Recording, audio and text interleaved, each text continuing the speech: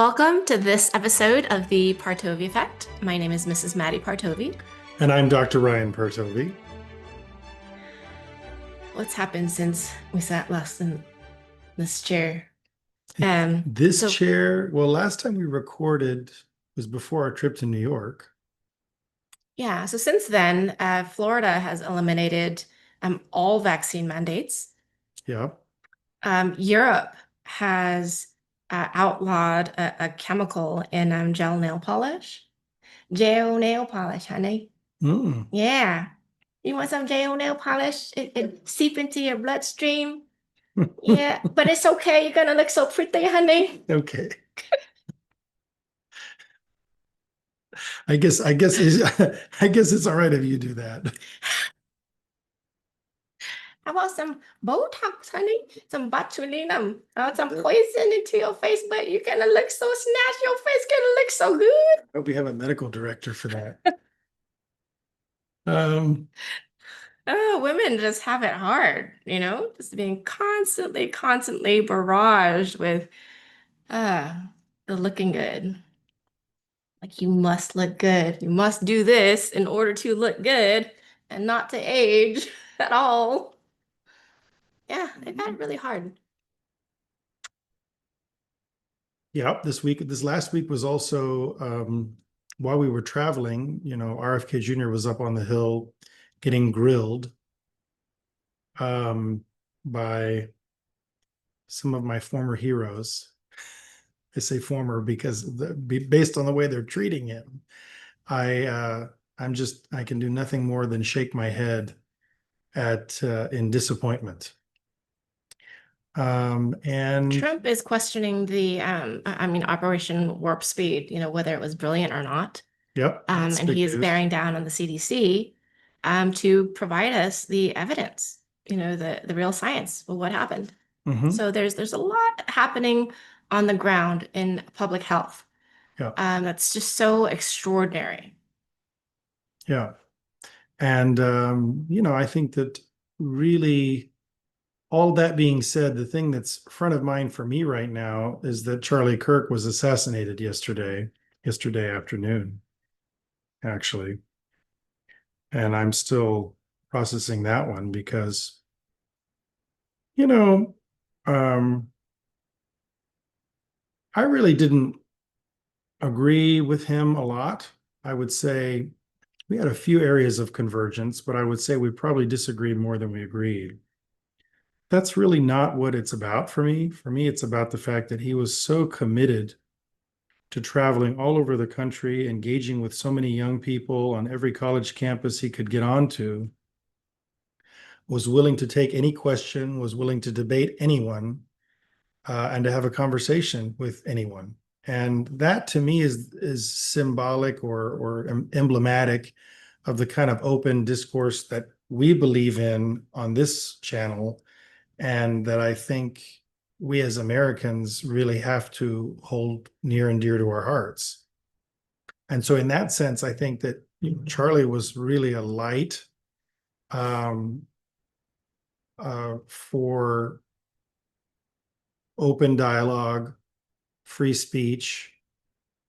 A lot of that free speech was sometimes divisive in the sense that I think, well, see, I wouldn't even call it that. I would say that it was maybe triggering for some people, like people, sometimes he would say things that were controversial. I think sometimes he said things that were controversial just to get a rise out of people and to get them thinking, which, I get that. We do that sometimes. I think we all do that as human beings. And I think that, a lot of those things he said that I wouldn't say, or that I wouldn't say the way he said them, at least. And, or I bring more nuance to the conversation, or frankly, we just disagree completely. But that's not really the point. The point is that this is someone who loved our country, who believed in the common American values that we all share, who was basically gunned down. We don't really know for sure what the motivations were, but presumably, so far, where we are right now, as of now, that seems to be was a college age young man that was the shooter sniper. And that's really all we know about him, but we could presume that that it was a politically motivated killing just because he's a political figure. And I think that, to me, political violence is never okay. um it's a core tenet of my belief, a core tenet of my faith, as well as a core tenet of just what I believe about politics. And I think that I can't help but think about, which I know is what you were just letting me know right before we started recording, that you're thinking about, which is the fact that he was just 31 years old, and he has a young wife and two young children. And and I think the only other thing I would say is just how impressive of a figure that he was in the 13 years from the time that he turned 18 to yesterday. He was merely 13 years. He was able to establish Turning Point USA, which grew to become the #1 conservative student group, young persons group in the country. He spoke with thousands upon thousands of people, affected millions of lives. It's just I try to think of someone whose death would have the same impact on the left in this country, just to kind of give it some perspective to people who are coming from that perspective, who may not even know who Charlie Kirk was. It would literally be like AOC getting assassinated. Like it's like, I would say maybe after like Trump and Vance, Charlie Kirk is like maybe tied for third with like a handful of other people. And so given that, it's like, this is a really big deal. And one of the things that came up for me was just a concern about what the backlash will potentially be, on the conservative side, the Republican side. And I got present to something right before we started recording. I'm going to say this, and then I'm going to hear what you have to say. I got present to the fact that I was really grateful that if this had to happen, that it happened under a Trump presidency, because if Kamala Harris had been elected, I truly believe that this assassination would have been the provoking agent for a civil war. I mean, I think we would have had civil war starting today if we did not have a Republican in charge at the White House. I know that's maybe a dramatic statement to make, but I think if you really think it through, you'll see what I mean. Yeah.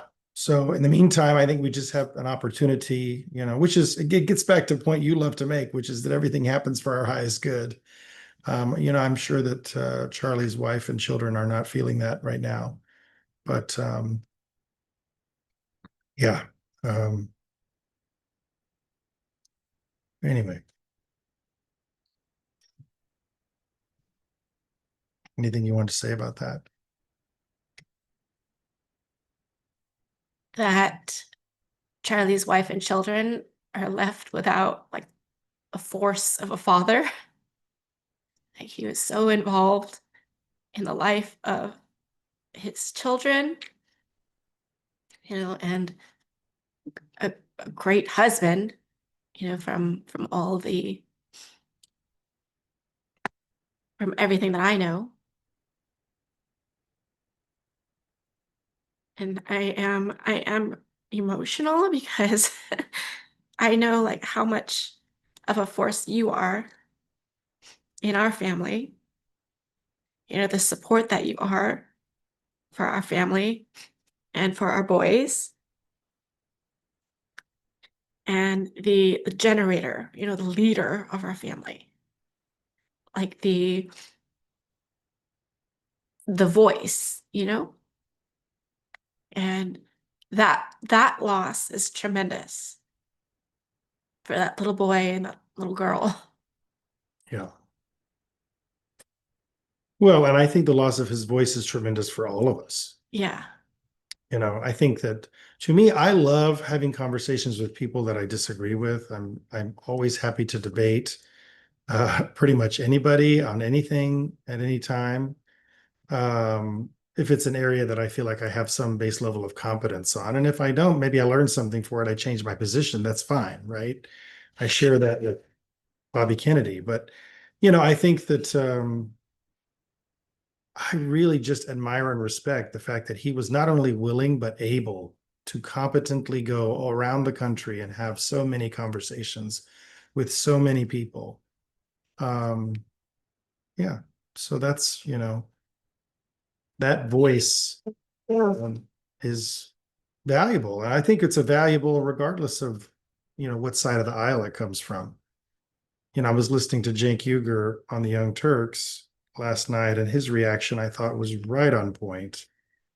I mean, he said that on one hand, I mean, he flat out started by saying we are not going to make this political at all because, violence is really not political. We are against it no matter what, which I think is very logically consistent and I agree with. Um, I mean, I think there's some justification for maybe using it in self-defense, but that's maybe a separate conversation. But I think this kind of violence is always wrong. And I think he made a strong statement with regard to that. And I thought that was very, he's another figure where, to me, if Cenk had gotten assassinated, right? Like that's really what I mean, I know that you said you really didn't know much about Charlie Kirk prior to his assassination, but I mean, to me, it's literally would be like Cenk Uygur or AOC, one of those characters getting people, I should say, not characters, but people getting assassinated. It would be a big deal, big deal. It's almost like, and in a way, I would say that it's kind of like both of them combined in the sense that, like, AOC has the youthful energy and kind of that speaking to the younger people, Gen Z kind of voice, and he was very much that. But for Gen Z men predominantly, and and then in terms of just being a force in the media, like there's really not anybody in progressive media who's more of a force than Cenk Uygur, and so I think of that. But I mean, of course, Cenk is more of like a millennial kind of Gen Xer. I think he's more of a Gen Xer actually. So there's not anybody really other than AOC who's kind of younger, who I think speaks to young people in that way, like Charlie Kirk did on the left. So it's hard to really explain it to people, I guess, like what the impact is for a lot of people. And, for me, as somebody who listens to media on both sides, I always have. When I was a teenager, I used to listen to and this was always my policy growing up is I would listen to conservative media like Rush Limbaugh during the Clinton administration because I always want to hear the critiques. And then, during the conservative administrations like Bush and whatnot, I would listen to more NPR and more left-leaning sources because I would want to get their critiques. I always want to kind of get both sides, not just whatever the administration is saying, but what the opposition is saying. And I think I mean, that's one reasonable way to consume media. I'm sure there's other reasonable ways to do it, but I don't think that, and I've certainly moved away from corporate media and more toward independent media now, which I think is a good thing, but I still listen to like both right and left leaning independent media sources to get a good source. And I like ones where that has one person on each one, kind of like The Hills Rising and Breaking Points and, um, shows like that where you get kind of both sides from more of a populist independent perspective. And, um, I think News Nation amongst the corporate media probably does the best job at kind of giving some both sides or at least down the line coverage. But most media sources these days are very biased, I find, especially corporate. I mean, all corporate media is inherently establishment biased. Um, but yeah, that's because the establishment pays their bills, which makes sense. But all that being said, I think Charlie Kirk was kind of he's kind of a distinct figure, really, and kind of an outlier in the sense of, he's someone who was able to kind of capture the imagination of a generation for a particular worldview. And I think that that's, you know, at the very least, you have to say is impressive. He's a very impressive young man. And again, whether you agree with anything he has to say. So that's really not what it was about for me. Just really honoring him, I think, and his contribution to the conversation Yes. is really what I want to do. Anything else you want to say about Charlie, or anything else tangential to that? Or Tangential, maybe. Mhm. So here was a loss of a, father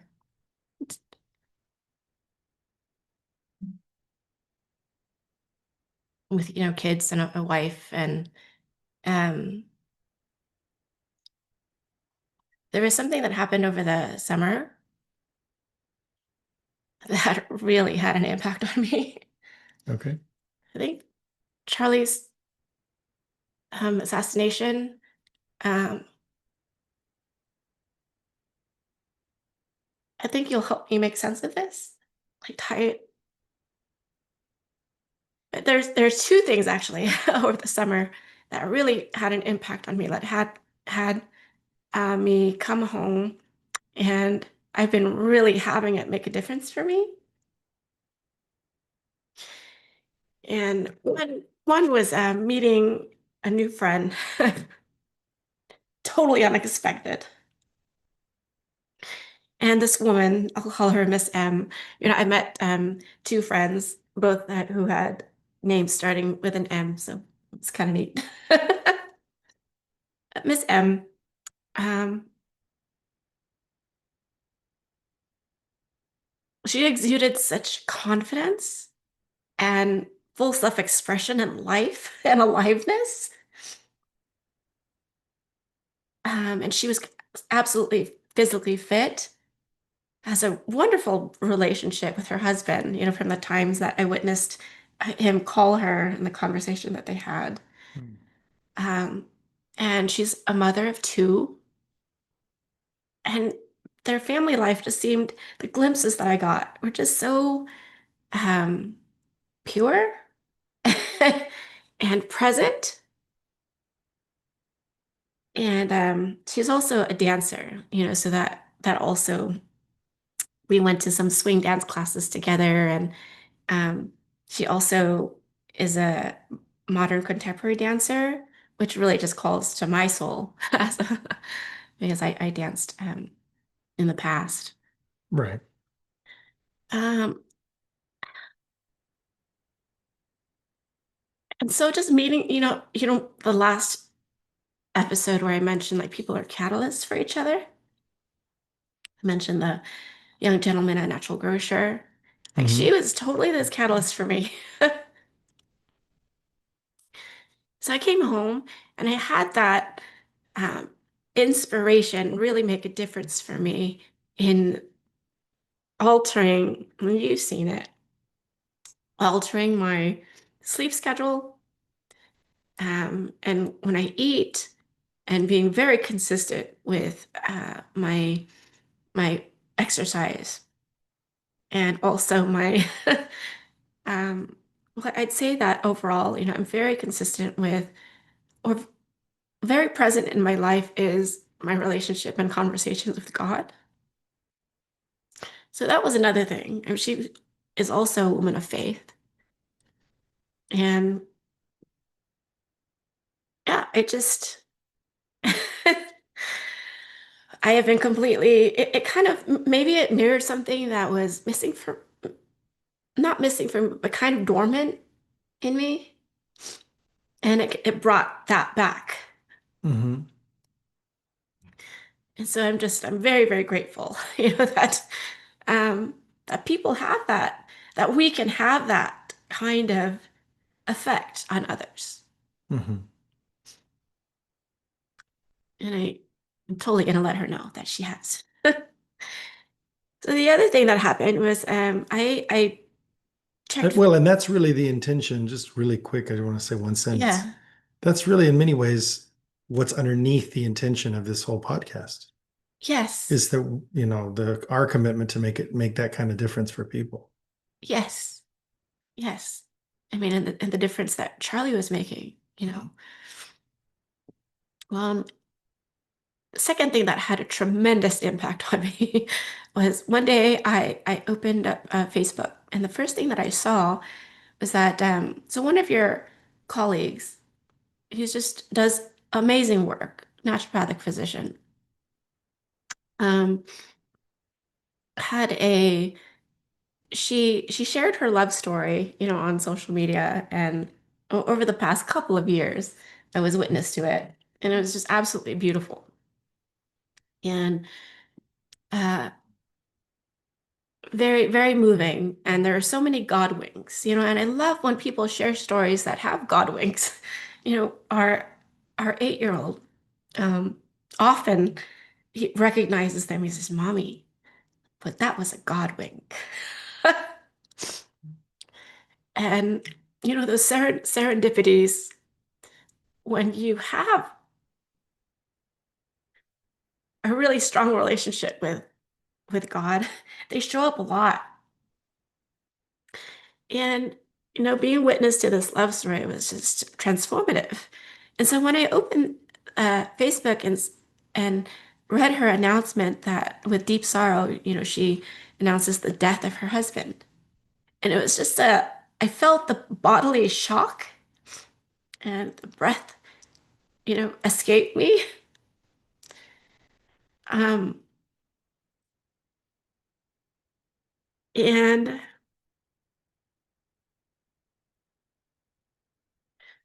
I know a loss of such a strong father figure in the family, and they have a 6-month old. Yeah. They have a 6-month old together, and he has I think the young boy looks about 10. And I really wrestled with this one. I know you did. Yes, I did. Yeah. Um, it's asking, like having conversations with God, like, God, why this one? Why could you not preserve this story? The way that it was uh so moving, to witness it in the form that it was. And I just the other day at church, in the program, they have these side notes. And I told you I wept during the service. And I wept to you afterwards, I said. And because I told you that I've been afraid of my parents dying. Hmm. And then in the it read, I wanna I wanna read it directly. Can you pause it? Maybe I can Hmm. get it. Sure.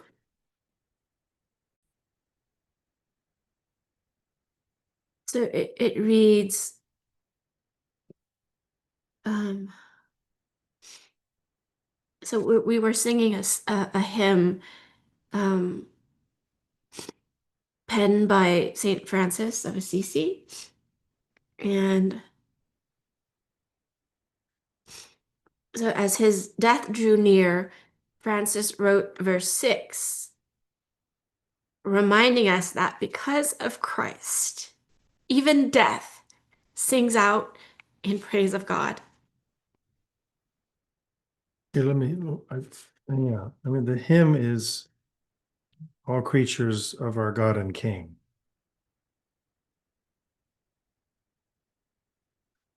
And he wrote the words to that. Yeah.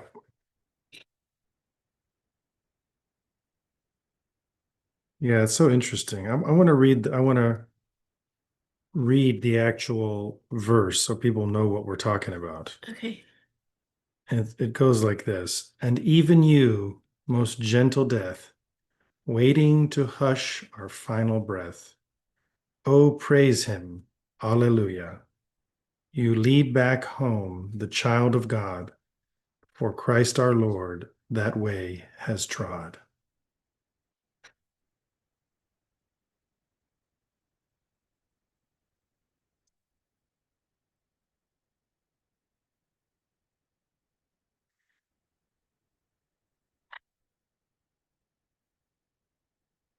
And so the way that I have had had that story make a difference for me is I'm very present now. Like very I notice like the way that I am, the way that I be, as a wife,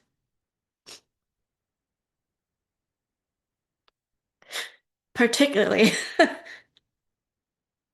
And I've been actively catching myself, like the things that I would usually either scoff at or, roll my eyes at or sigh at, or um, if there is something that I could set aside and just be present to my love for you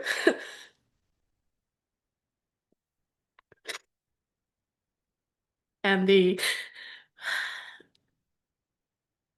many ways in which you express your love in service, and that I get to touch you, and that I get to hug you and kiss you, and that have you here, and to actively express my appreciation for that. I do it now instead of just secretly either celebrating my love for you or secretly saying, oh, that's so amazing, like what he did. I am I am expressing that Mhm. because I really realize that all we have is now, like this moment. So those are the two things that have had a major, significant, like I was in a cocoon, I feel, and now I'm out, like in my full brilliance and really honoring my temple in a way that I have not in a long time, Mhm. and honoring you in a way that I have, you know, probably never have Mhm. in our 8 years of marriage. And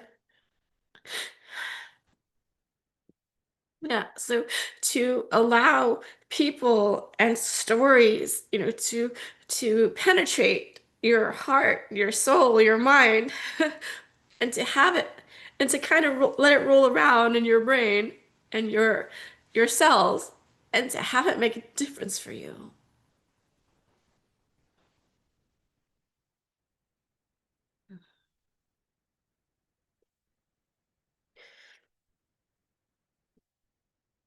Mhm. Well, yeah, I mean, I think that first of all, I mean, I have noticed some of what you're talking about. So it's good to kind of know to get what that is coming from. Um, and yeah, I mean, I get the gratitude, I get the acknowledgement, and it does make a difference, I think, not just for you, but for me to acknowledge verbally, um, you know, when when we do get present to our love for each other or the difference that we make for each other and for other people as well. So yeah, thank you. Thank you for giving yourself the opportunity to fully express your love. I appreciate it, and I'm sure you know, I'm sure it really makes a difference for you, actually. Like, I really get that. It does Yeah. in so many ways. Yeah. Yeah. Yeah, and I had been I'd not been singing, in church just because I've been constantly moved, It's is it okay? I don't really want people to see me weeping in church. And I set that aside because I did read it in the same program that if you sing, St. Augustine said, if you sing, you pray twice, right? Right. And I sang. And when I sing, I can sing. Mhm. I love hearing you sing next to me. Yeah, and then at one point I started weeping because it just moves me. Yep. And then I shared with you, and I would not have normally like shared with you, but I did. And I just started weeping in front of you. And I said, look at this, look at this. I just discovered this. And then um, you said to me that that's I told you that I was kind of taking it on. Okay, it's a like a duty, like a job, so that I wouldn't weep through the whole song. Like I could actually sing. And then you said that's the process though, to allow yourself to get moved, allow yourself to be moved. Yeah. And so, There have been times where I've been so moved by him that I tear up for sure. yeah, right. But I Well, weep. I know I you. weep, husband. Yeah, you I'm don't like, just tear ah, up. You weep. You yes, got I it. weep. I It just got it. comes out like Fair enough. pouring down. Fair. And yeah, so I just I'll bring an umbrella. I allowed that. I allowed that. And And a box of tissues. um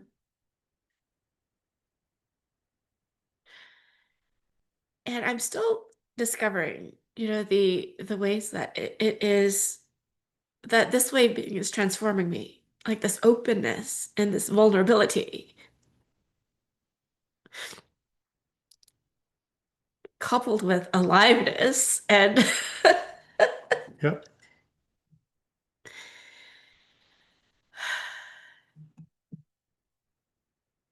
yeah, and that's what I want for people.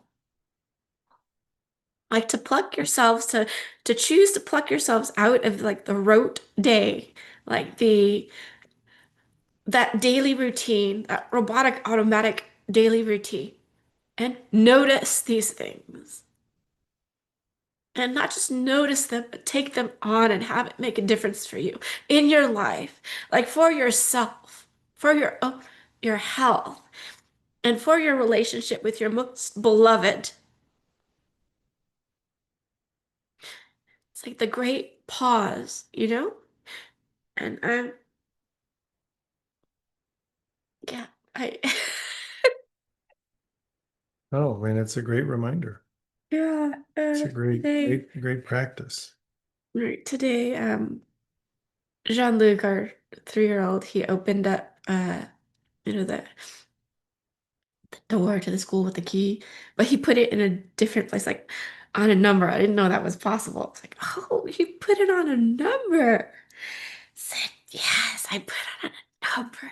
That was magic, Mama. I'm magical. No, he said, I'm magical. Right, right. So Absolutely. And he I said, is. yes, yes, you are. I Yeah. said, you're magical. And it's just a moment. It's that acknowledgement of that moment and getting how it feels in my body, getting how the experience feels in my body.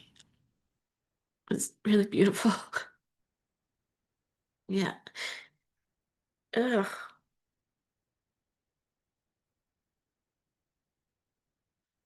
It's,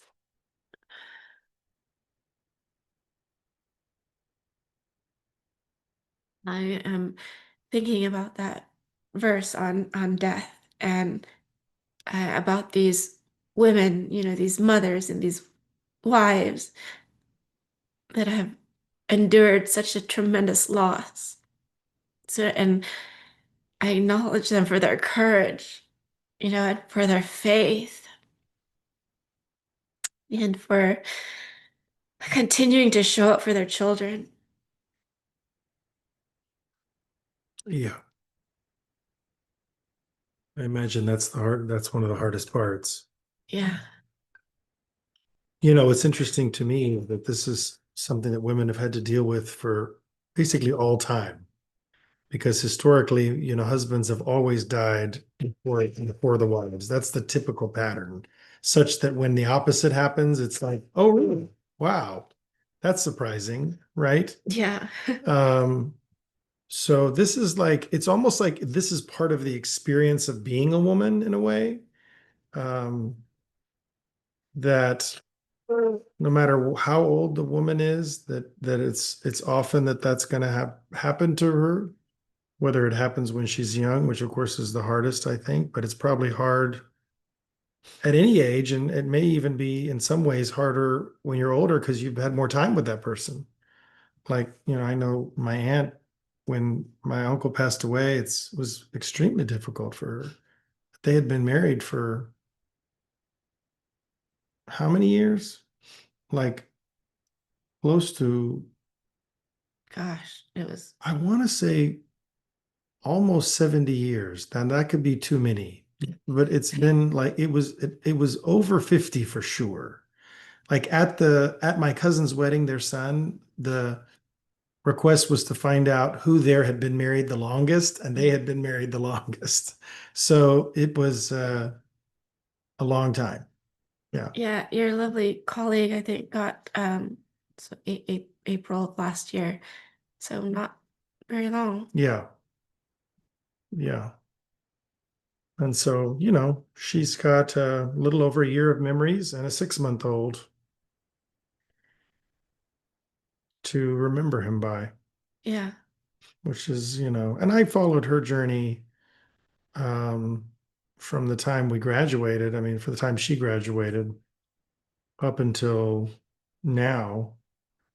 And, because she was kind of part of my cohort in a way. She was like I think a couple of years after me, but um, because we were in a similar practice location close by, I would see her socially and kind of follow up with what was going on with her while we were still super active with that. But yeah, I mean, I think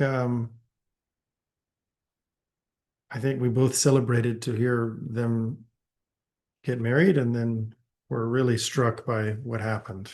Yeah. I mean, they were a force of a couple, you know? Just Yeah, and just lovely, kind people. It was just a yeah, gorgeous story. And of course the arc has shifted. yeah. Well, and I just found out, by the way, speaking of tragedies and deaths, not death necessarily, but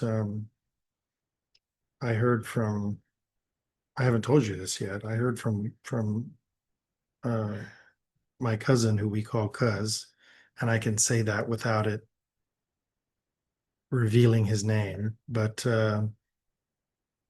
his older brother had a stroke yesterday, Oh my and gosh. is in the hospital and hasn't woken up since. So we don't know if he's going to wake up or when.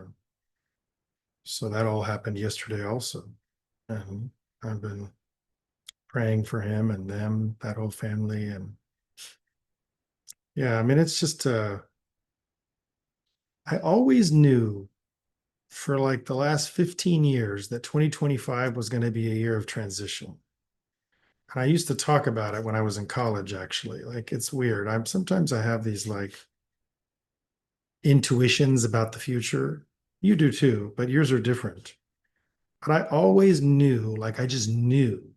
It wasn't even like a feeling. I just knew that 2025 was going to be a year, a doozy of a year. But I also knew that if we could get to the other side of it, into 2026, intact as a society, then we'd be okay. So that's our job, guys. Stay intact, don't go nuts, don't start any civil wars, or, you know, do any crazy terrorism, or, assassination. Let's stop assassinations. That's, please, no more, Um, and I think that's, fundamentally what I'm saying there is it's a message of hope. People who feel so hopeless that they feel they need to lash out violently need to realize that we're on the precipice.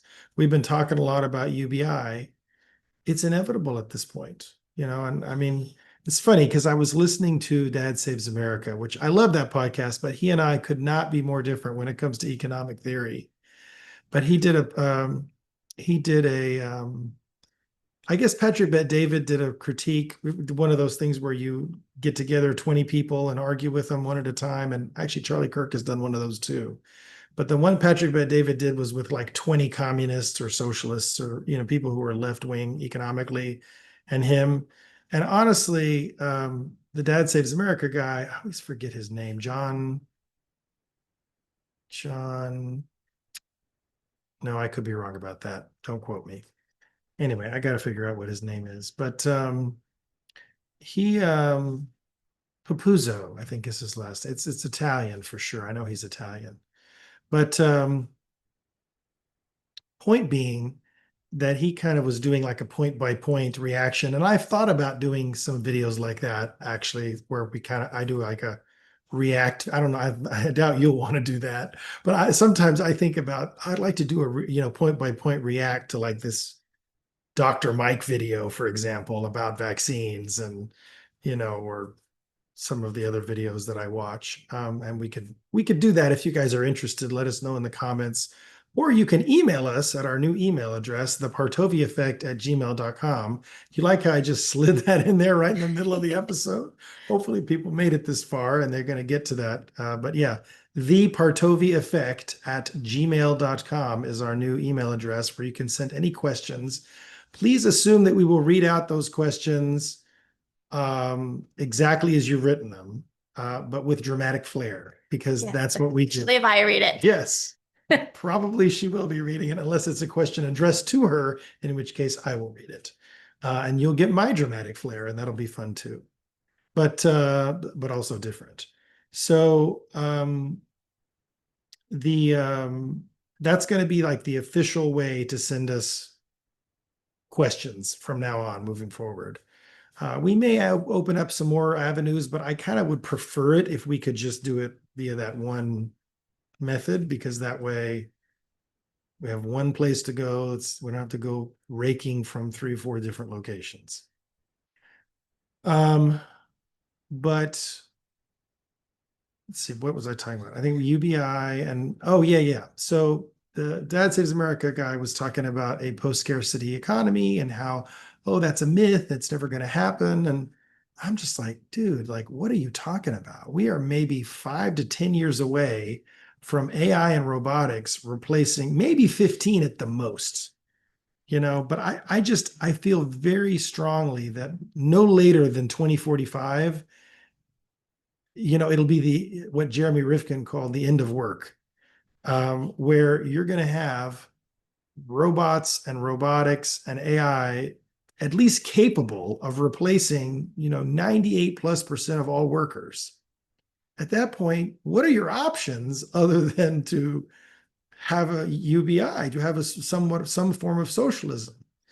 I mean, look, we already have that in the sense that we have minimum wage. What does minimum wage mean? Well, minimum wage means that your job is not valuable enough for the actual market to pay you a living wage, or a wage that is going to allow you to support yourself and your family. So we as a society have decided to subsidize your job by basically mandating your employer give you a particular amount of money. That's what a minimum wage is. So, I mean, we already are doing that to some degree. The UBI is basically a minimum wage regardless of what kind of work you're doing. Okay. I mean, that's another way to look at it, right? That would be maybe easier for people to wrap their head around, some people anyway. But yeah, I mean, it's so interesting to me, the kind of conversations that are going on out there. And I think they're great. I think we have to keep having those conversations. And yeah, I don't remember how I got on to talking about Dad Saves America.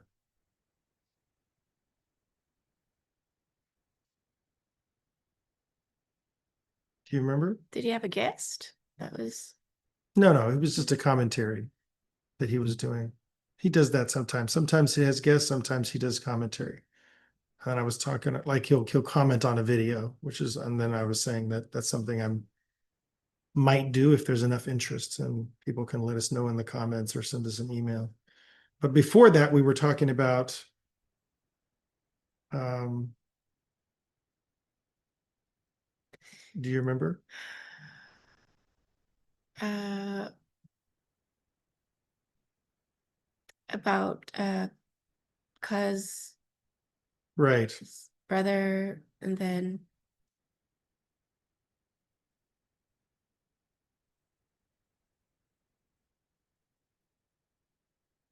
Yeah.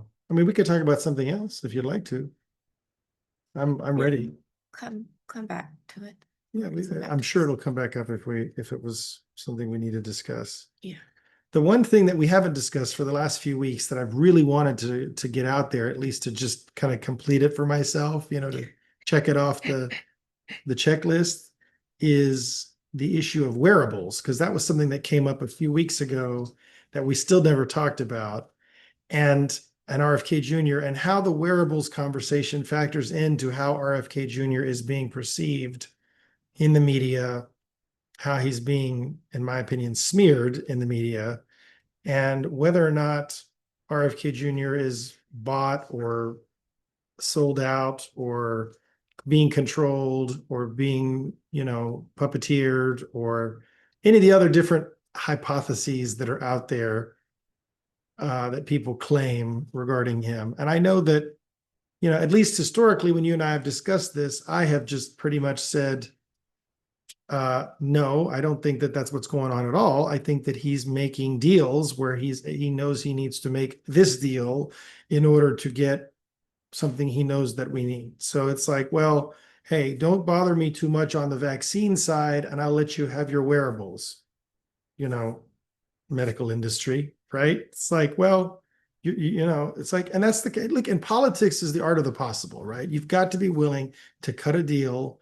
You've got to be willing to say, okay, what's your priority? Okay, in order to get your priority, you're going to have to give up something else. You may not love the idea of bombarding people with EMFs or bombarding people with Bluetooth or whatever, but at the end of the day, which is the bigger problem? Aluminum and vaccines or EMFs? It's tough to say, but I think that, from my perspective, the amount of EMF from a Bluetooth is pretty low, number one. Number two, it's nobody's mandating any wearables, at least not yet, and I hope they never will. The whole point here is no mandates, which I think that's catching on. So it's an option. And if it gives the medical industry the idea of like, well, this could be another area that we could profit from to make up for the loss of profits from vaccines and vaccination, maybe we could live with that, right? Now, I'm not saying that that is explicitly what their conversation looks like or their calculus, but it could be something as simple as, well, okay, well, maybe we could live with that if you said this or did this, and we're okay with that. And maybe that's a trade-off. Again, as Brett Weinstein loves to say, life, especially biology, is all about trade-offs. And I say that all the time too. I love it. I agree with it. But I just want to give him credit. So yeah, I mean, I think that's what I think is going on here. And I think that's what Brett says.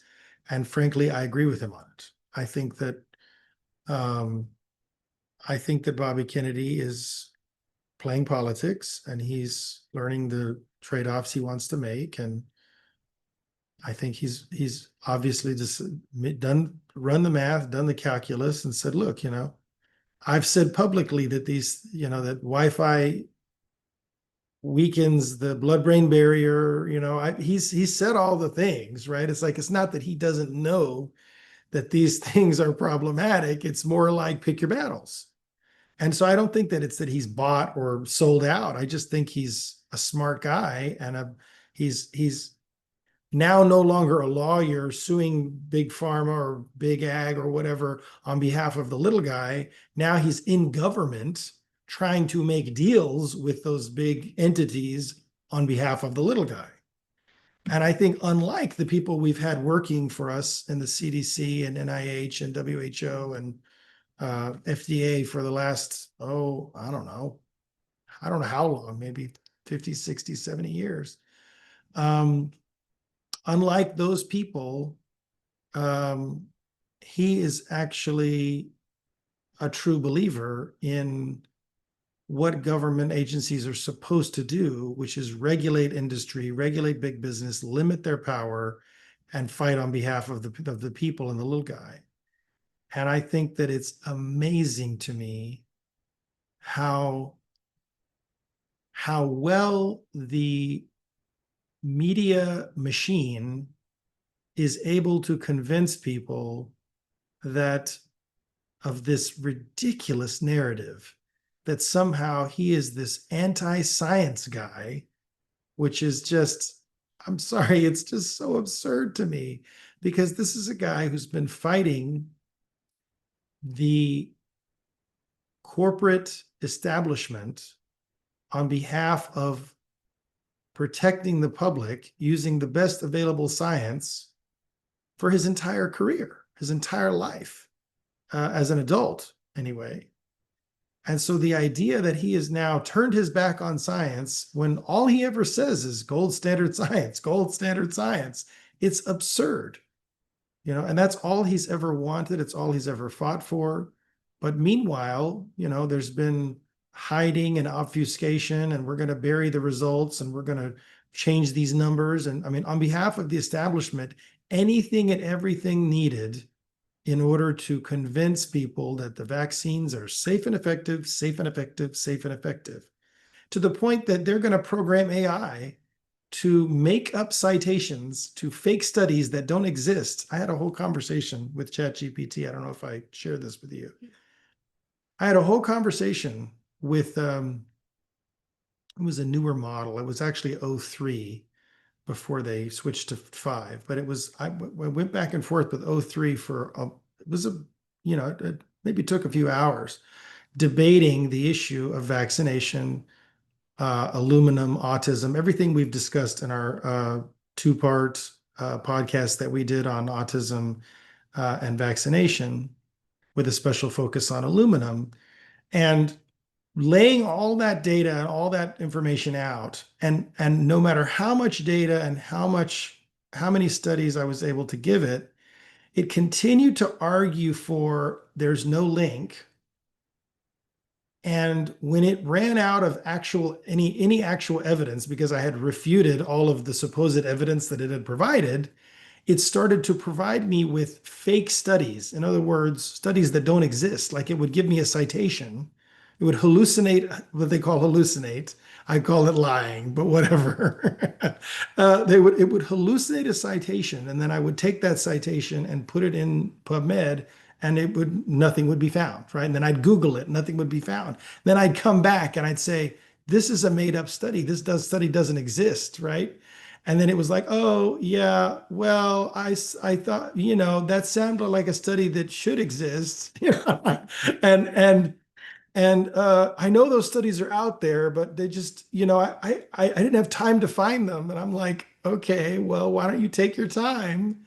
And then it was like, eventually I got it to say, well, those studies, I can't find them. But, just because there's limitations in this, that, and the other in terms of the evidence doesn't mean that, you're right. It basically was like, at the very least, what we can say is maybe there's a hole in the evidence. I'm like, okay, well, that's maybe as far as I can get you to go.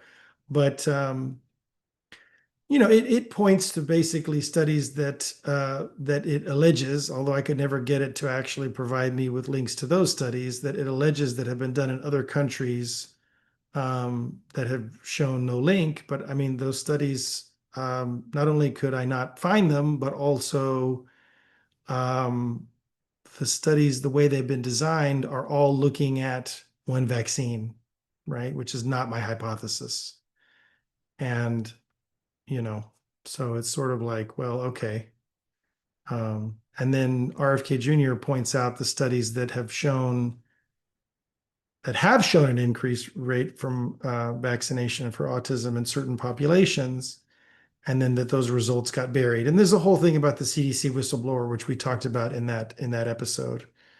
So I don't want to rehash that here, but I mean, I think it's well worth a listen if you haven't already listened to it, and if you've been taken up in everything that's been going on in the last couple of weeks about RFK Jr. and Bernie yelling at him, and Elizabeth Warren yelling at him, and again, two people that had they been nominated, I would have voted for in 2020.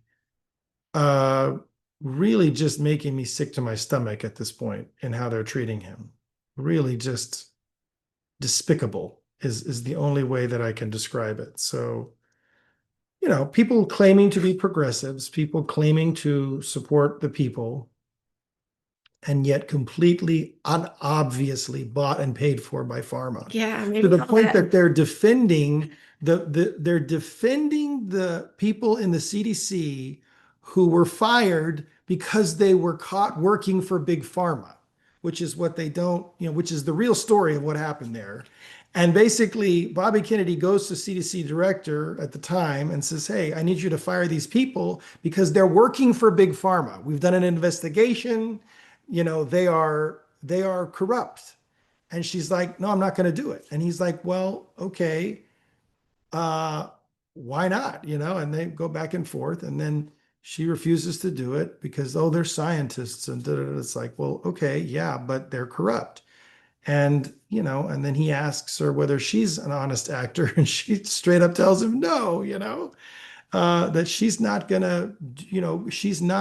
to go based on the evidence. She's going to go based on what the establishment narratives, at which point it's like, well, why are you here? We don't need you here. I think that what happened, and honestly, she was the one appointment that I was like, what are they doing here? This one doesn't make any sense. What happened was the guy they really wanted, I guess there was some pushback from the guy who's the head of the health department or the health committee in the Senate, and or he wasn't real keen on the guy that they had originally put up there, which is interesting because he was actually a former congressman, Republican congressman, who's also a physician, but was someone who's expressed some skepticism about certain vaccines. Anyway, so then they pulled that guy, and then they just let this woman who had kind of already been there, just said, well, we think we can work with her. And then, a few months in, they realize, oh, wait, no, we can't. And because she's not willing to be coachable, she's not willing to play ball. So then, of course, they fire her because that's what you do to an employee who's not willing to be coachable and play ball. And I mean, I just think that seems pretty obvious. If somebody's not willing to follow orders, you get rid of them. Now, the comment that's being made is, oh, well, they wanted her to follow, unethical orders. It's like, is it unethical to tell people the truth? To fire people who are corrupt? I mean, I don't see how that's unethical at all. But let's be honest, right? It takes a certain kind of person, and I just want to say this, and then I want to hear what you have to say. It takes a certain kind of person to admit to themselves, much less to other people, that, oops, I messed up. Oops, I injured myself, or even worse, my children, by having them be vaccinated. That is extremely difficult. And I'm not saying that all disease is vaccine injury, right? Because that's hyperbolic, right? But there's no doubt that there is a lot of chronic disease in this country by virtue of how the vaccination works. We know from European studies that allergies, eczema, autism, autoimmunity, all of that kind of thing. Sorry, not autism. Autism is a different mechanism, but allergies, eczema, atopy, autoimmune disorders, all of those are provoked by the use of adjuvants and people get sensitized to things in their environment, food, pollen, etc., through the use of those adjuvants in the vaccination. And so their immune systems become, sort of hyper reactive. And as a result, you get all those chronic inflammatory diseases, and inflammation is the root of a ton of today's chronic diseases and health problems, the majority for sure. So, I think that given that, it's really hard for people because they're like, oh, I don't want to admit that this could be partially my fault, that my kid is dealing with this chronic allergy problem. Now they're allergic to everything. And, I don't want to, oh, it's genetic. It's like, okay, well, yeah, in the sense that another kid gets the same vaccines and doesn't get that reaction, you could say, well, that's to some degree genetic, sure. But the point is it truly genetic? If you hadn't gotten the vaccine, you didn't get the thing, the disease, uh, yeah, there's a genetic susceptibility to the vaccine reaction, but that's only part of the picture. There's also the vaccination itself that was the provoking agent. So, and do we need to figure out exactly who can safely get what vaccine? Yeah, I mean, I think that's a reasonable study to do, but in the meantime, I would say we should probably pause them. Um, yeah. Um, I want to pause this. So all of that was a long way of basically saying, no, I don't think RFK Jr. is bought or being controlled or co-opted. But I'd love to hear your response, rebuttal, Yeah. opinions. So, are you, for anybody that is familiar with the art of war, um, I would assert that there are many people that want RFK Jr.'s head on a stake.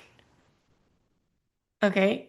And Agreed. if you really look at the way that he speaks, um, he's a lawyer. Okay. And so the way that he says something might instantly seem like, oh, now he's the enemy. He's bought and paid for. But look, my invitation is to look and listen to the way that he says things. Um, he's very facile, like absolutely facile at playing the game. And you have to. You have to at this stage where there have been so many sweeping, changes. Like the foundation is coming up underneath the CDC, the FDA and these big corporations and big pharma. So I actually agree with you, about trading the wearables. I've been given wearables as a gift. No, thank you. No, thank you. For one, I don't want to be monitoring my heart with a device that actually changes you physiologically as you try to monitor, or have my kids like try to, oh, mommy, try to go after my wearable. I want to be an example of, especially for my children, um, being free of devices. Mhm. Actually living my life out there. Right. So no, thank you to wearables.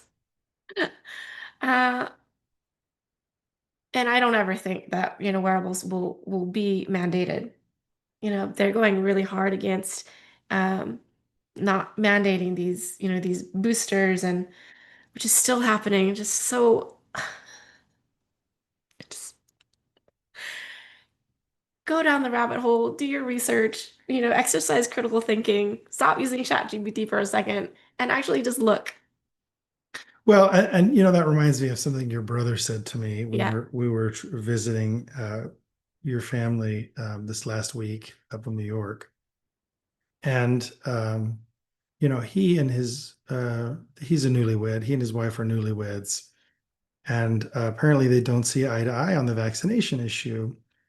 And really, my advice to him was my advice to everyone, which is do your own research.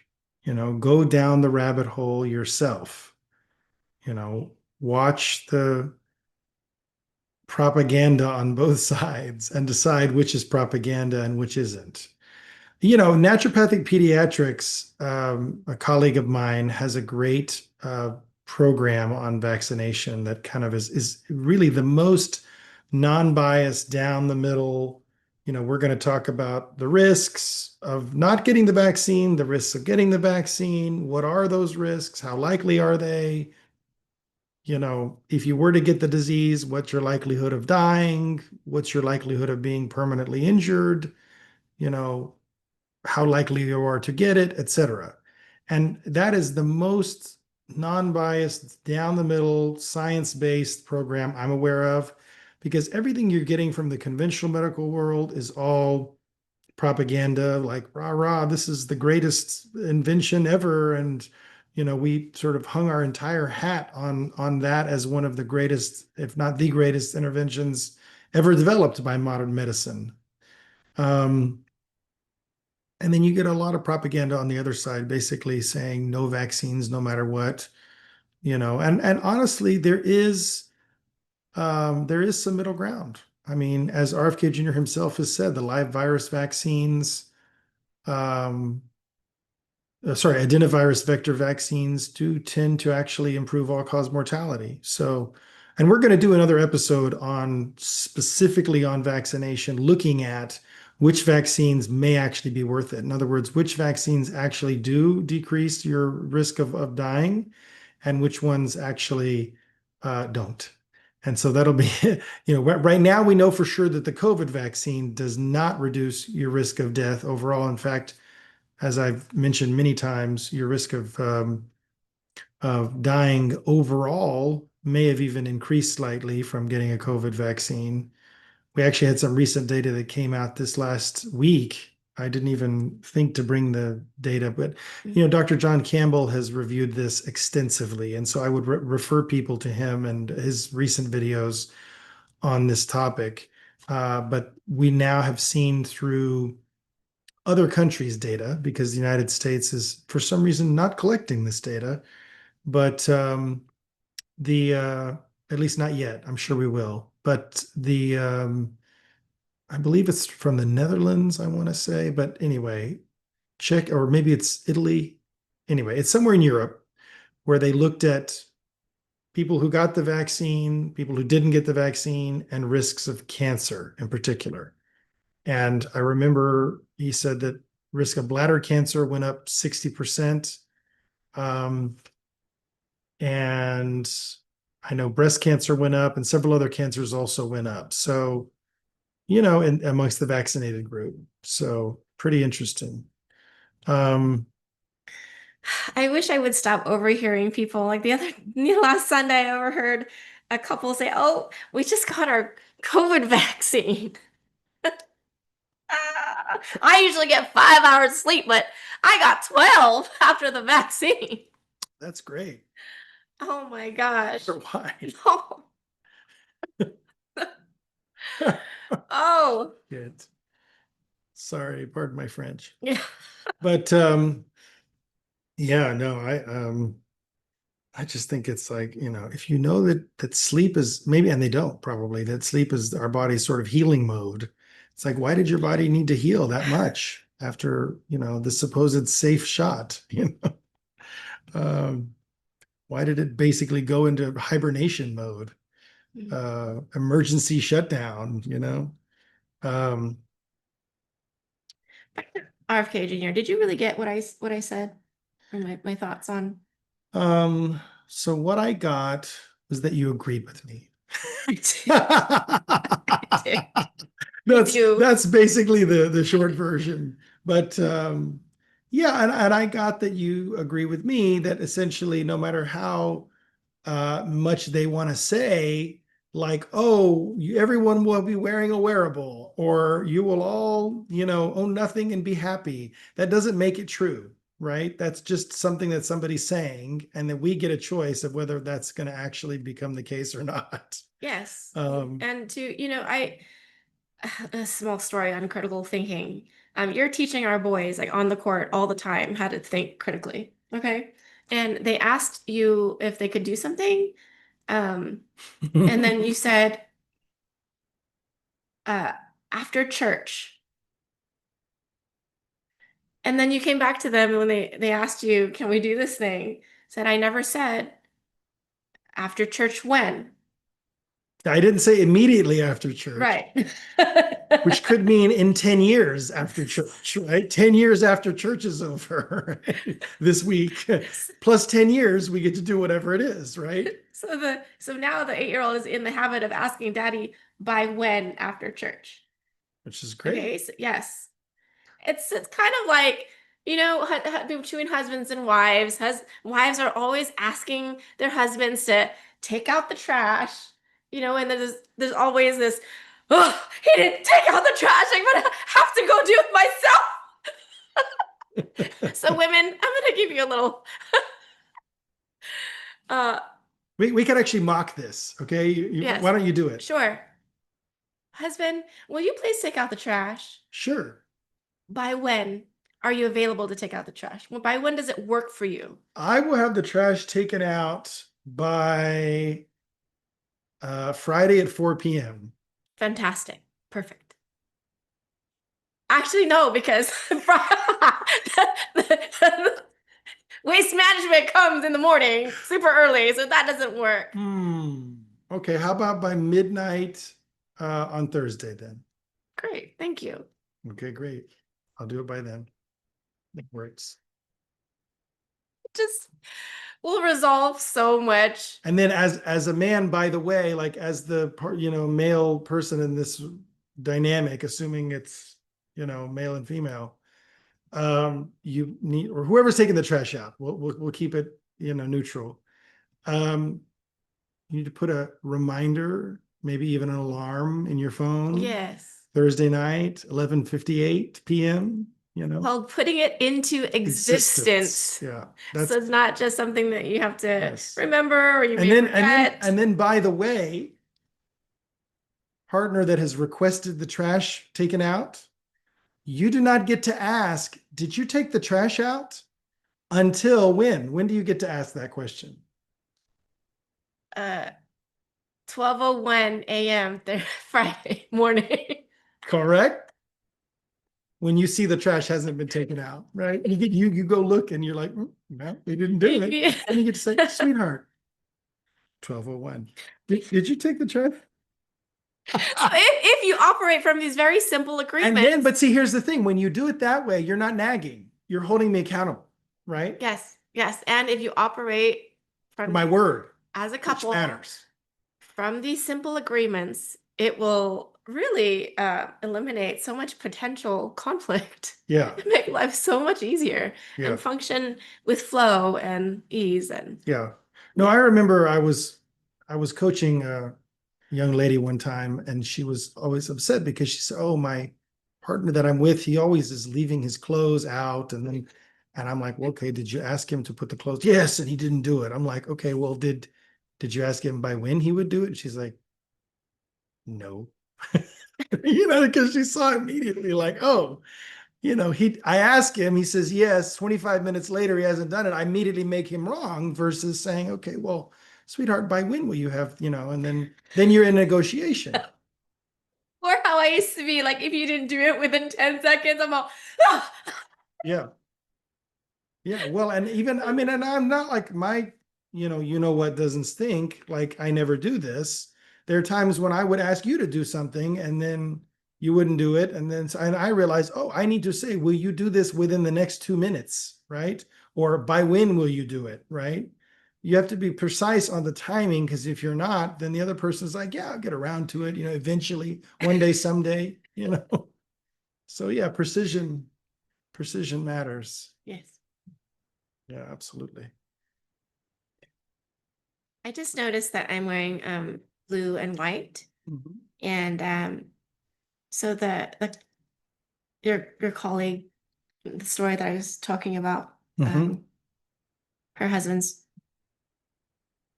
he passed from a heart attack at a young age. Yeah. And he's Greek, and they celebrated his life wearing blue and white. Yeah. Yeah. We're both wearing blue and white. This is a light blue and white check. Yeah. This is a blue undershirt.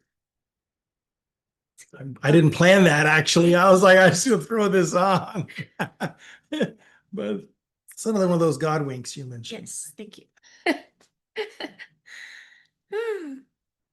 Okay, so you got that I agree with you on the whole RFK issue. I think yeah, there's just so much unearthing going on that just I hope that Nicole Shanahan now agrees with us, because that was the big thing, right? She was like, oh, I think he's, must be co-opted, because it's like, no, the reason why that was related to the whole Casey Means appointment, right? It's like, no, Casey Means appointment is because she's really big on social media and she's good with it. And so they want somebody who's going to be good with social media to come and that's marginally aligned with them to come and be the person to be the Surgeon General. I mean, it makes sense to me. Maybe at the time it was like, well, why this person, but sometimes, you pick someone for a particular role, not because of that they're necessarily the most competent at being a surgeon, right? A surgeon general is not about being a surgeon or being the best surgeon in the country. It's about being somebody who can communicate about health issues to the American people in a logical, rational, cohesive, clear way so that people will get what it is that they need to get about whatever the health topic is, you know? And so, yeah, are there people who are more experienced and more competent and capable as physicians that they could have picked? Sure. But I get why they picked Casey Means. So I don't think that means that he's bought or co-opted or corrupt either. I just think it's like, well, we made a decision based on, and I mean, I think that young lady that they picked, Caroline Levitt, I think is her name, as the communications lady at the White House. Mhm. She's a great example of this, right? I mean, clearly not like the most erudite, like intellectual they could have possibly chosen, but like really competent, fast on her feet at communication. Yes. And sometimes for these public facing roles, and this is why it drives me nuts. It's like, well, okay, but people complain that, oh, well, the director of HHS should be a doctor. It's like, no, that's not historically the case. Director of HHS is an administrator, somebody who can run an agency. And given that the goal of the Trump administration with regard to health and human services is to go in and clean out all of the pharma toadies from these organizations, the best possible administrator for that purpose is someone who has spent their career suing these organizations and knowing, by virtue of their adversarial relationship, who is bought and paid for by pharma and who's corrupt and who they need to get rid of. And there's nobody more qualified for that purpose than RFK Jr. People who assume, oh, we just need to keep running things as business as usual. It's like, where were you during COVID? Where we masked 2-year-olds based on no evidence whatsoever and forced them to wear masks to attend daycare.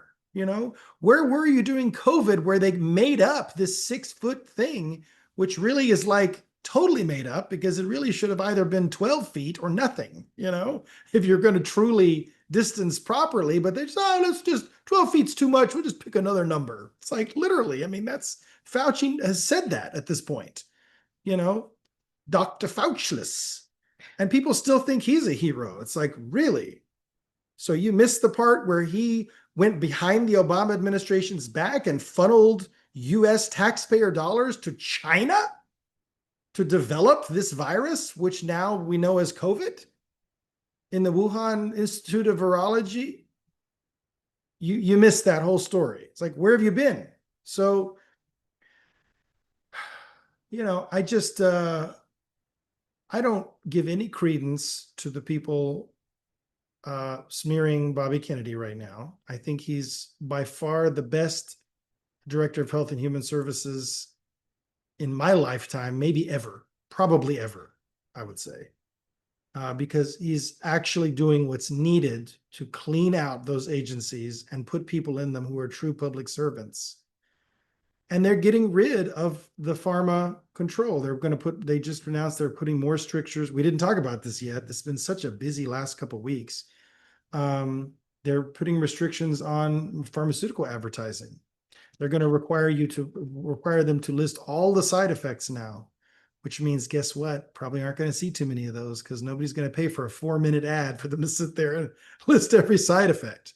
So, they can't ban them without changing the law, but rather than changing the law, they're going to change the rules. And the rules are the new ruling is you've got to list everything and no longer be misleading, showing pictures of people dancing around being happy. Riding in a convertible with Yeah, their hair. hair flowing back. So absurd. It's like these are poisons. These are poisons that you are taking at a dose low enough so that it doesn't kill you and hopefully makes you feel a little better because of the body's the machinations your body is going to go through to try to reroute the metabolic process around whatever drug you're taking is going to be is going to have a net positive effect on your symptoms, how you feel subjectively. It's like, oh, okay, yeah. When I was a kid, watching all those pharma commercials, and then at the end, in that really low voice, side effects might include bleeding of all your major organs and even death. And I would be like, are people listening to that part? I don't think so. Oh, Man. Anyway, anything else you want to talk about this week? I think we've covered the gambit, like just I just got to say one more thing about Bernie because oh gosh. I mean historically I've been so disappointed in him regarding all this health stuff. I mean, but it's like it shows me that like, it was like a never meet your heroes kind of moment, but it's like I've actually met Bobby Kennedy in person. I never got to meet Bernie, but looked in his eyes, shook his hand. That man is here for good. But I would just say that Bernie's sellout to Big Pharma has been so dramatic and so intense that it's been almost like I've had whiplash. And I remember hearing him being interviewed in 2016 about this issue. And he was like, yeah, vaccines are safe and effective for most people, but like, yeah, just let people do what they want to do, parent choice, that kind of thing. I mean, that was his position back then. Now, of course, it's shifted dramatically and he's gone totally over to the establishment, big pharma, rah, rah, you're dangerous if you're not encouraging everybody to get the full schedule, including COVID, The American Academy of Pediatrics has now decided they need to come up with their own, I should say the American Academy of Pharma Pediatrics has said that we now have to have our own expanded vaccine schedule because we can't trust the CDC one anymore. It's like, okay, guys, and who breads your butter? Who butters your bread? I mean, that's just, I mean, I think publicly, at least a third of their budget is directly from Big Pharma, publicly, directly. So the question then becomes, okay, well, what kind of payoffs have their top people been given directly from Big Pharma? What do we not know about private funding? Because it's a private entity, you don't have to disclose, where your money all comes from. So, and yet these people are being claimed to speak for all the physicians in the country. It's like, do you realize that less than 25%, I think it's something like 15%, but last time I looked for sure, it was less than 25% of all doctors are members of the American Medical Association, but they claim to speak for all doctors. It's like, yeah, right. I mean, 15% is what I remember. And, okay, so there's 15% of doctors out there that are rah, rah, big pharma, but the vast majority are like, either agnostic about it, like, well, I mean, maybe that's what I do for my family and kids, but if you don't want to do it, you don't have to. Or they're directly financially, we had a whole episode where we talked about that. They're directly financially um, entangled with the vaccination status of their patients. So I was going to say earlier, maybe when are we having sorry to soon, interrupt soon, you, soon, that interview with the pediatrician? very soon. Okay. Uh, I was going to say earlier, perhaps like the vitriol that Bernie is spewing and Warren and all that is guilt. Well, okay, Yeah. so that's From a you withhold something that right. you've done, but you blame the other person, Mhm. and it all comes out like blah, Projection. projection. Absolutely, 100%. I agree. That makes a lot of sense. Um, and it's so funny because it's like the way he worded it was like, are you telling me that all these doctors and all these agencies, they're all corrupt? And it's like, Bernie, you know they're all corrupt. Shut up. Like you know they're all corrupt. Like, are you kidding me? Are you telling me that all of these senators? It's like, yes, Bernie, of course, because they are, right? Like, and I'm not saying that Bobby Kennedy doesn't have his own interests, but I would say that out of everybody that I know, I mean, he truly grew up as like a public servant. Everything I've ever heard him say or any Kennedy say about the way that they grew up was basically like they were trained from an early age as like true believers in the idea that of like noblesse oblige, like we give back to society for all of what we have been given, and the way we do that is by serving the public. And I truly believe that that is like his mindset fundamentally. So I want to address something you said. Like they're all corrupt. They're all. So I'm quite convinced that Bernie entered into politics, believing that he, could make a a change for the people, like Mhm. on behalf of the people, Yeah. right? And somewhere something happened in there um that kind of marred that. Well, I think it was And so somewhere I think in between the 2016 and 2020 campaigns because you see a shift away from the traditional democratic socialists. Let's not talk about race. We're just here to talk about, the struggles of the working class people, to more of an embrace of that, identity politics stuff that did start to creep into the campaign in 2020. so. I'm going to make an analogy. So I think pediatricians enter into, they at one point when I was little, I wanted to become a pediatrician, and I'm sure there are so many pediatricians, your cousin being among one of them, who truly believes, that she is making a difference for children, and but that by following the rules, this is what keeps children healthy. Okay, so it's going to be a very interesting conversation when we do have that pediatrician, Dr. Joel, Mhm. on our podcast, because I want to really uncover all of that. Yeah. Yeah. Well, and I think that Sometimes they know not what they do. well, They yeah, and I think infectious disease can be scary. It's dramatic. It's a lot more, if it does result in a death, there was another measles death recently. If it does result in death, then you get, which is tragic. And obviously I mean, any measles or death, whatever was publicized as a measles death fair enough. with, Who knows some other what other kind of comorbidities or comorbidities underlying. and Okay. conditions. Yeah. Fair enough. Fair enough. Um, but I would just say that the the focus on the infectious disease is problematic in two ways. First of all, the way that I was just alluding to, which is that it's like, well, this is this really dramatic, fast death, which is and often at an untimely age, right? Which is always tragic, as we've been discussing pretty much this entire time. But the other part of it is that it totally neglects that underlying terrain, which is like, what is the baseline health of the individual in question?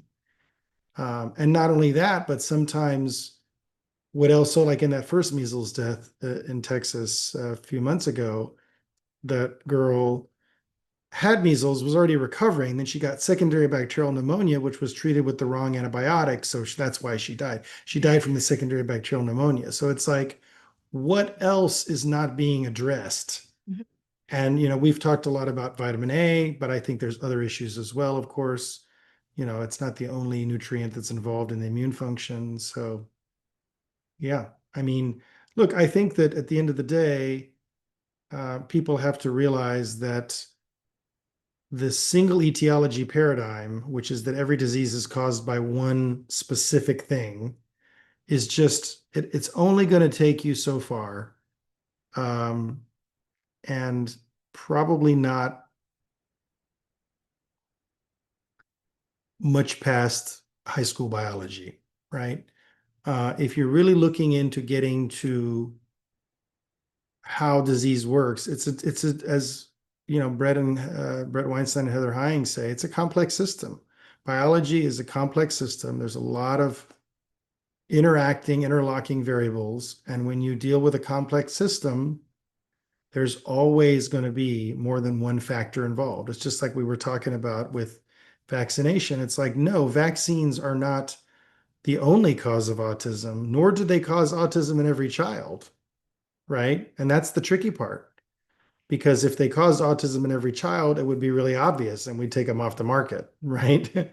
But because of the fact that it's like some kids who are genetically susceptible in certain cases, depending on timing and when they get the vaccine and how many they get and da da da da, like there's all these nuance to the conversation that it's like, okay, well, what do we really need to focus on? And the problem is that the guidelines, no guideline can ever take all those variables into account.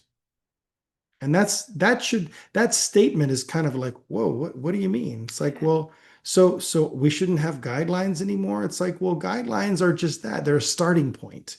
And if you see them as a starting point, then you're going to approach them from the right perspective and you're going to customize the care to the individual patient.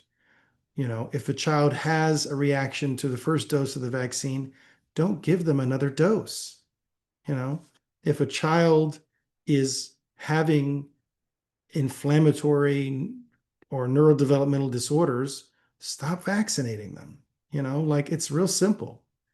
But, if you totally shut yourself off from the possibility that there's any relationship between the two, and you don't do the research and you don't educate yourself, and you just say, well, I'm going to keep following the guidelines like a guideline robot, and call anybody who questions the guidelines anti-scientific, you know, uh, I mean, there is no one size fits all diet. There is no one size fits all drug. There is no one size fits all vaccine. There is no one size fits all approach to medicine.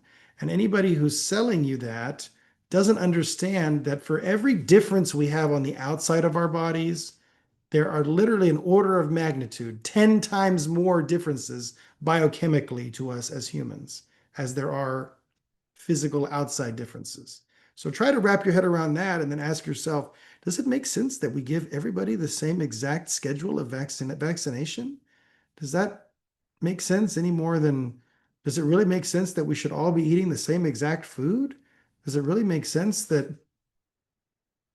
we should all be doing the same exact anything? I mean, like I think that the underlying presumption should be, no, we should be doing things differently and individualized to the individual. And then there may be certain things that, okay, well, no, really, most of us can get away with doing X or Y, but maybe on Z, we have to really parse it out, right? But that kind of a consensus should emerge over time.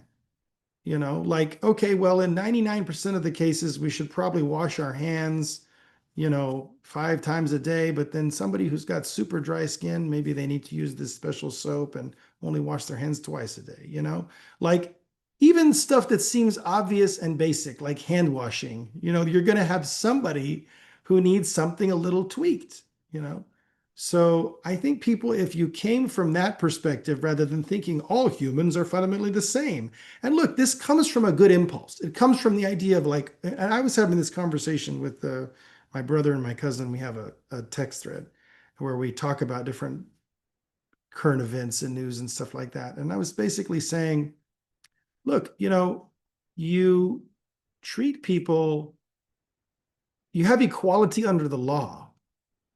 It means you treat people the same within the legal system. But that doesn't mean that that everyone is equal in every way. That's obviously on its face patently absurd. Everybody has differences, and those differences often have unequal results, and frankly, even an unequal starting point. And so, I think that this idea of like, oh, we need to treat all humans with the same treatments comes from that idea of like, well, we're all equal. It's like, yeah, but not actually. That's a place to stand. It's a place to come from. And it leads you to certain logical errors, like we need to treat all patients the same in terms of how they actually get treated, which drugs get used, which nutraceuticals get prescribed, which diet they follow, which vaccines they get and when.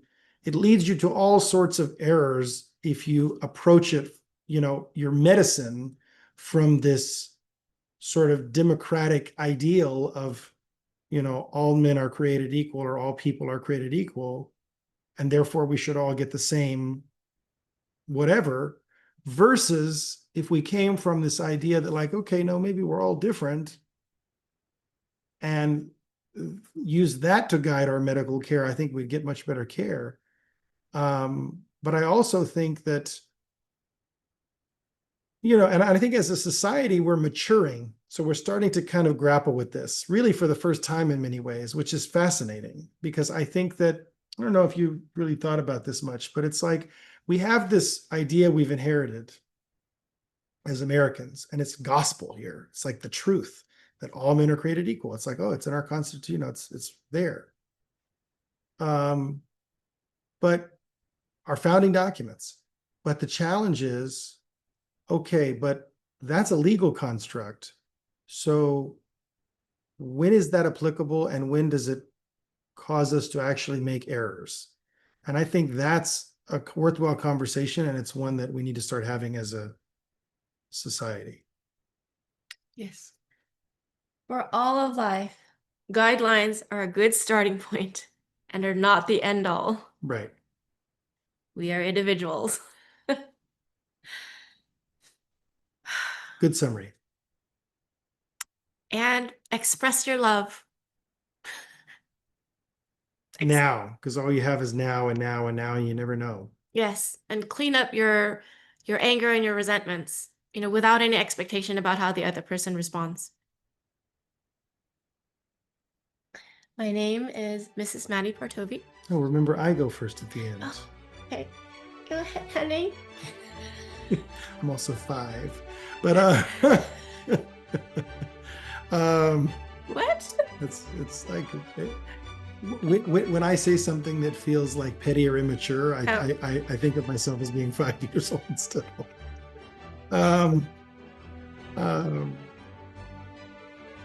Yes, I am Dr. Ryan Partovi. And I am Mrs. Madi Partovi. And thank you for joining us on this episode of the Partovi Effect. Be well.